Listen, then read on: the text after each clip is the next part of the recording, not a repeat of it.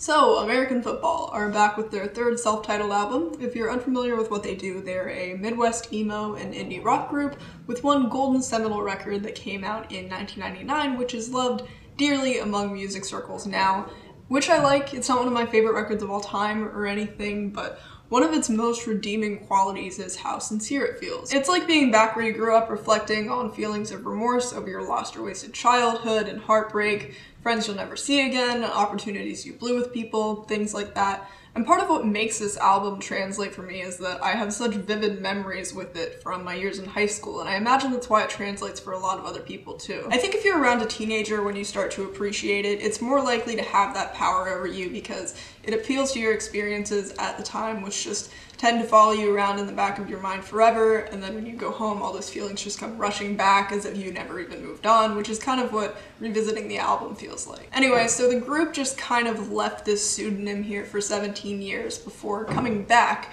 with another self-titled album in 2016, which was just kind of unanimously agreed upon by most people to be a step down, and for good reason. It just felt a little bit too clean and fabricated to really hit in the same way, especially since so much of the appeal of LP1 was in the rawness and relatability of it. And now they're back with another self-titled album 3 years later, and like LP2, the production of this album is handled differently. It has a softer, more ethereal aura this time around, and the layers of instrumentation are really lush on the whole, and the vocal features always fit really snugly into the tone of the songs. And you can tell Mike's vocals have changed since their first record, even gotten technically better and cleaner, which makes sense. I mean, it's been literally 20 years since LP1 came out, and it's not like he's spent the time inactive. He's been releasing solo efforts under the moniker Owen, and while this could be seen as a positive quality, in a lot of respects, the shaky, fragile quality of his vocals on LP1 are what make it believable. It's more like a scared, vulnerable person unsure how to approach the world.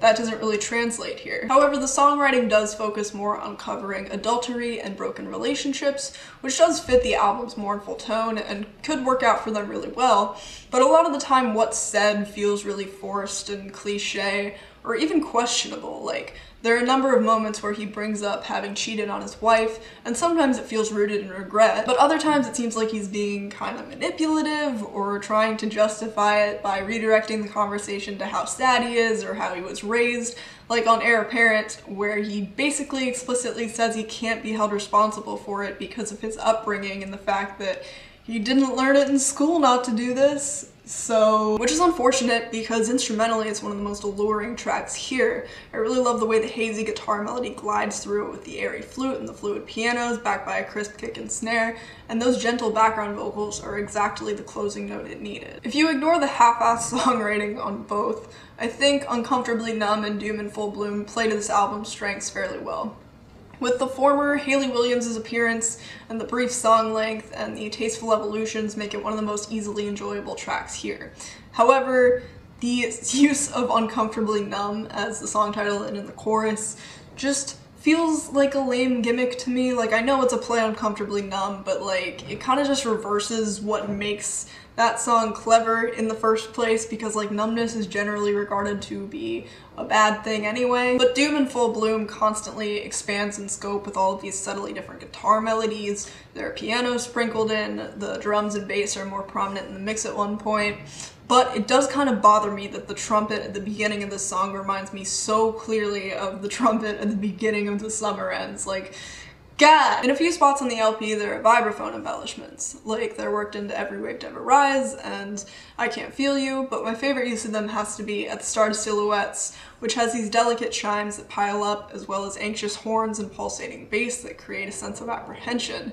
And then the guitars and bass and drums just crash in as these waves of vocals slide over it in this velvety cascade. It feels like a really natural way to start the album. It's really beautiful how the instrumentation strips back in the pre-chorus too, and the vocal performance, specifically on the main chorus, hits harder than really any other on the album.